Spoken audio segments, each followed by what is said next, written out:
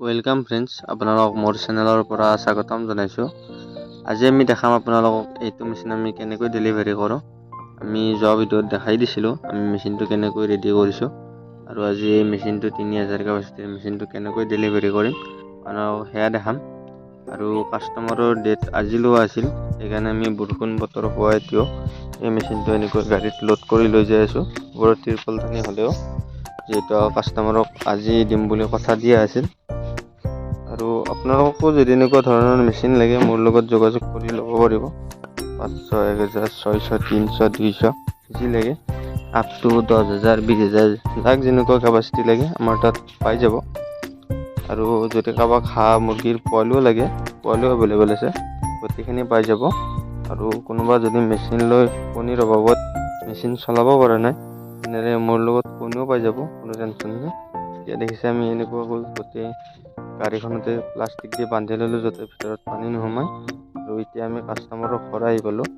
আহি পাই কিনে মেচিনটো বঢ়িয়াকৈ ৰেডি কৰি দিলোঁ আৰু কাষ্টমাৰজনক বুজাই দিলোঁ কেনেকৈ পৰিচালনা কৰিব লাগে।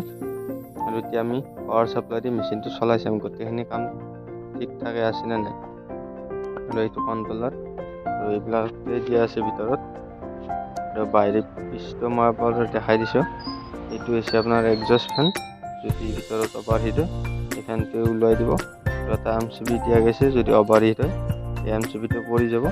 আৰু কেচিং মাৰি দিয়া আছে গোটেই তাঁৰবিলাকত, যাতে তাঁৰবিলাক ওলাই নাথাকে। আৰু আমি যোনটো প্লাই দিয়া গৈছে সেইটো প্লাই 3D প্লাই দিছোঁ, এতিয়া মেচিনটো পূৰা মজবুত হৈ থাকে। আৰু বাহিৰ পিনে দেখিছে খুবেই ধুনীয়া হৈছে। আৰু আমি এতিয়া ভিতৰৰ ভাগটো আপোনালোকক দেখাম কেনেকুৱা হৈছে, আপোনালোকে চাই থাকক ভিডিঅ'টো। এতিয়া লক লগাই দিছোঁ, দেখিছে ইয়াত দুডাল সেন্সৰ হয় মেচিনটোত। ইয়াত আমি 8টা ট্ৰে দিছোঁ আৰু 2টা ট্ৰে দিয়া জেগা আছে তলৰ পিনে, এতিয়া আৰামছে 2টা ট্ৰে খাই যাব। যদি আপোনালোকে কেপাচিটি বেছি কৰিব খোজে সেই হিচাপত 2টা ট্ৰে বঢ়াই দিয়া গৈছে। এই মেচিনটো এনে 3000 কেপাচিটি, কিন্তু মুৰ্গীৰ কণী হ'লে অলপ বেছি ধৰিব, যিহেতু হাঁহৰ কণীতকৈ মুৰ্গীৰ কণীটো অলপ সৰু। মোটামুটি মুৰ্গীৰ কণী 3500 মান খাব ইয়াত। আৰু এইটো মেচিনৰ ৰিজাল্ট খুবেই ভাল। আমি আগত যোনবিলাক জেগাত দিছোঁ প্ৰায় মুৰ্গীৰ কণী 90%লৈকে আহিছে, হাঁহৰ কণী 80%লৈকে আহিছে এইটো মেচিনত। আৰু কণ্ট্ৰলাৰটো উন্নত মানত দিয়া গৈছে। আৰু আমাৰ মেচিনবোৰত 1 বছৰকৈ গেৰাণ্টি পাব।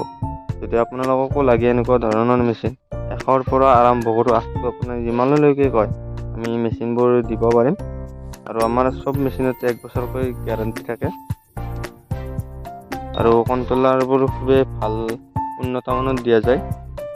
আৰু চেকিঙৰ কাৰণে মই 2টা হোৱাইট বাল্বে লগাই দিছোঁ চেক কৰাৰ কাৰণে মেচিনটো। দেখিছে ফেন ঘূৰি আছে। আৰু কাষ্টমাৰজনক বুজাই দিলোঁ কেনেকৈ কৰিব লাগে, যিহেতু কাষ্টমাৰজন নতুন হৈ নাজানে এইটো বিষয়ত। দেখিছে ফেন ঘূৰি আছে ভিতৰ পিনে, তলত ফেন ঘূৰি আছে। আজিলৈ আহিছোঁ, ধন্যবাদ।